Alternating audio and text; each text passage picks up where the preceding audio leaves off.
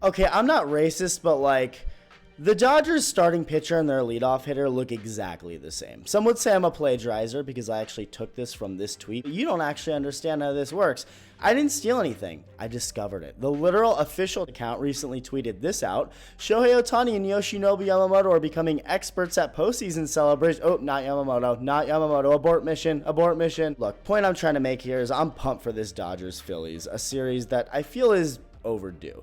So thank you for being here, subscribed or not. And if you haven't joined the 49% Elite Humans, consider hitting that button if you like the videos, as I feel like the last few years the Dodgers and Phillies have played pretty much everyone but each other. It was bound to happen at some point. So after a scrimmage game the Phillies had for charity in their ballpark, and a couple scrimmage games for the Dodgers, shout out to the Reds for volunteering to do that for the Dodgers, very nice of them. Full on flying out to LA for a few days so the Dodgers get some reps in, very thoughtful stuff. And going into this series, I really feel like the Phillies should be heavy favorites. I don't even know what the official odds are. I assume they're relatively even. I don't know.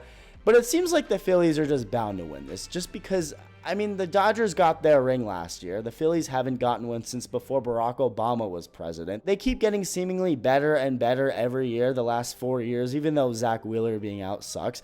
They just keep seeming like they're bound to at least get back to the World Series. Third time wasn't a charm last year, but maybe the fourth is, and this game couldn't have started any more the way I expected it to. Christopher Sanchez strikes Shohei Ohtani out on 3 inside pitches, sinker, then 2 changeups, which you'll soon realize if you didn't already know is his version of Sidney Sweeney's breasts. Like, this is his superpower. That makes him who he is. That's given him the career that he's had so far. Even when hitters hit it, it's not good. Like Mookie out in front of this. Easy, out number 2. Then Teoscar Hernandez can't lay off. Oof, he looks bad here. But thankfully for the Dodgers, I mentioned Christopher Sanchez's changeup being his infinity gauntlet. Well, the Dodgers had their entire human version of that. Shohei Ohtani himself on the mound. Down goes Trey Turner, being fed a steady diet of sliders. He gets a 1-2-3 easy first inning. Sanchez back out. Dodgers do get a run in scoring position, but Sanchez gets Andy Pages down swinging. And it was go time for the Phillies. Shohei walks Alec Bohm, then the homeless dude, Brandon Marsh, good piece of hitting, knocks one up the middle. First and second, nobody out, and JT Realmuto is all over this 100-mile-an-hour fastball from Shohei, sending it 112 miles an hour into right center field, and man, Teoscar not having a great game to start. I guess he probably wouldn't have got to this, I get it, but it seemed like he just gave up on it, and that's huge, because not only do both runners score, because this goes all the way to the wall, but Realmuto, the catcher, gets all the way to third with a triple. And just like that, this is looking like a disaster for the Dodgers. The Philly crowd is going nuts. They're up, threatening for more, and they get one more. Bader 2 out in front of this sweeper to do any crazy damage, but it's enough to get another one home. 3-0 Phillies, and this game seemed over the way Sanchez had full control over the Dodgers hitters. Ohtani comes up again, works a nice at-bat this time rather than 3 pitches, but it ends the same. Goes down looking, this time on a sinker. 2 hitters later, Teoscar, who already struck out earlier and let that ball go by in right field, just cannot lay off that changeup. He got 4 of them in this at-bat and swung through 3 of them. He looks terrible. We're only in the 3rd inning, yet you can already chalk him up as an automatic out just for this series. Sanchez rolling along. He gets 3 harmless grounders in the 4th. Dodgers go down 1-2-3. 5th inning, best they can do is an infield dribbler. Bader makes a nice catch on this ball hit by Pages. Sanchez sees that, appreciates it, and says, I'll do the rest. The coolest Will Smith in Hollywood, who hasn't played in almost a month because of a hairline fracture in his hand, comes off the bench, and it looks like he hasn't played in a month. He goes down on 3 pitches. Sinker and then 2 changeups. He cannot lay off of it. Then Shohei. Again, Sanchez just had total control of him and all these hitters. He swings and misses at 2 pitches in a row again, and then looks at number 3 again. Another sinker over the plate. 6th inning, same thing. Mookie Betts, easy little harmless ground out. Teoscar Hernandez, he may never get a hit again. Goes down chasing another changeup. He just looks completely cooked. 2 outs, nobody on base, but then Freddie Freeman works a walk.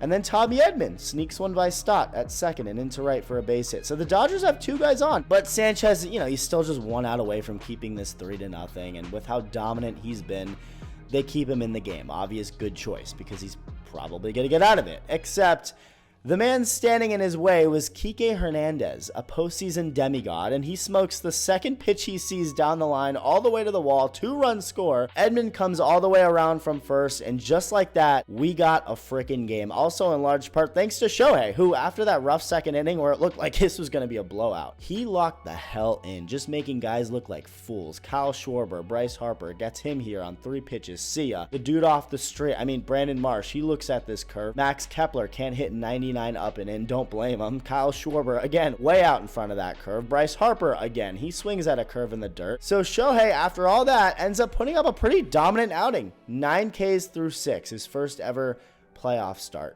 Dodgers only down 1 now, and the first 2 guys get on to start the 7th. You're thinking, here they frickin' go. Phillies fans are like, you gotta be kidding me. But then Nicolas Cage comes in, punches out Ohtani. He strikes out for the 4th time in this game, and Mookie pops the ball straight up in the air. Up next, Teoscar. It's all up to him, who up to this point looked like he couldn't hit the floor if you dropped him. Nicolas Cage is really about to come into this game facing the top and most powerful part of the Dodgers lineup with 2 guys on and get 3 straight outs to keep the Phillies lead.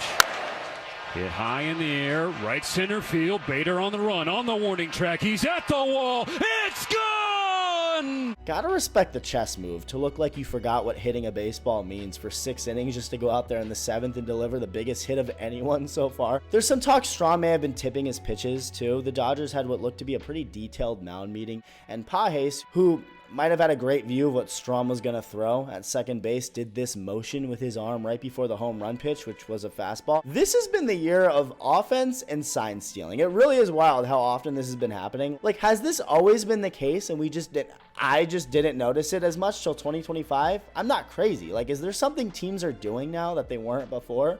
Because I feel like simply peeking at someone's grip while at second base has always been a thing, yet why this year does it seem like it's happened to like literally every pitcher? I don't know. All I do know is Teo's fired up. He's getting that C dumped all over his face. He loves it. He wants as much as possible, and Dave Roberts is going to try to avoid his bullpen like the plague. So even when it's time for the bullpen, he's still going to use his starters. First up, Tyler Glasnow. JT Realmuto immediately gets on via an error. Muncy makes a nice play on this but can't finish it, so leadoff guy on for the Phils just for Max Kepler to fly out, and Nick Castellanos coming in as a pinch hitter to ground another ball to Muncy, who instead of getting nobody out, this time gets 2 outs. I wonder if Castellanos will blame his manager for that one. Glasnow stays in for the 8th. First batter, Stott goes down swinging. Glasnow then stays outside with Trey Turner, and he just doesn't bite, so he walks, but Kyle Schwarber goes down again. Yeah, that's big time to have the almost 60 home run guy on the Phillies off the board. But the Phillies still had some life. Bryce Harper knocks one through before Glasnow doesn't give in to Alec Bohm. Another walk. The bases are loaded. Out he goes. In comes Alex Vesia, the lefty. So the Phillies put in Edmundo Sosa, a righty, and he flies out to Pages. They can't come through. Go to the 9th. It's still 5-3, and in comes Roki Sasaki.